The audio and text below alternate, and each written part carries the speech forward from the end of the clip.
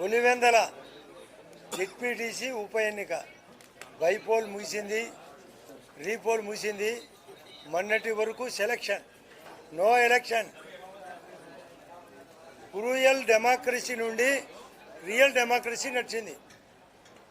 అరిచి గీపెట్టిన గగ్గోలు చేసిన చంద్రబాబు నాయుడు గారి యొక్క 14 నెలల పాలన, మోడీ గారి యొక్క 11 సంవత్సరాల పాలన, స్థానిక పరిస్థితులు, వాళ్ళు చేసిన దోపిడీ, వాళ్ళు చేసిన హత్యలు, వాళ్ళు చేసిన అరాచకాలు, వాళ్ళు చేసిన అరటి దోపిడీ, చీనీ దోపిడీ, కనీసం చెరువుకు నీళ్లు ఇప్పించలేని పరిస్థితి.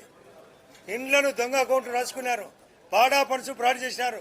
ఆ పరిస్థితులను దృష్టిలో పెట్టుకొని మేమందరం మూకమ్మడిగా ప్రచారం.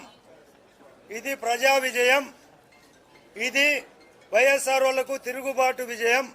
అవినాష్ రెడ్డి ఆ రోజే 6 సంవత్సరాల కిందట సొంతంగా నిలబడి వివేకానంద రెడ్డిని హత్య చేయించి, అలా జంటతో భారతి జగన్ రెడ్డికి తెలిసే ఈ హత్య జరిగింది.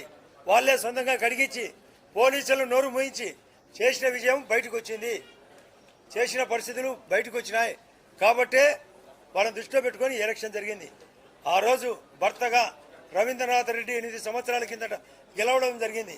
ఈరోజు ఆయన భార్య లతమ్మ గెలిచింది. దీన్ని దృష్టిలో పెట్టుకోండి.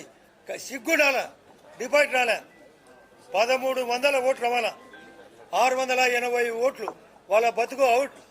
ఏదో మేము ఎన్డీఏ ఏమి చేయడం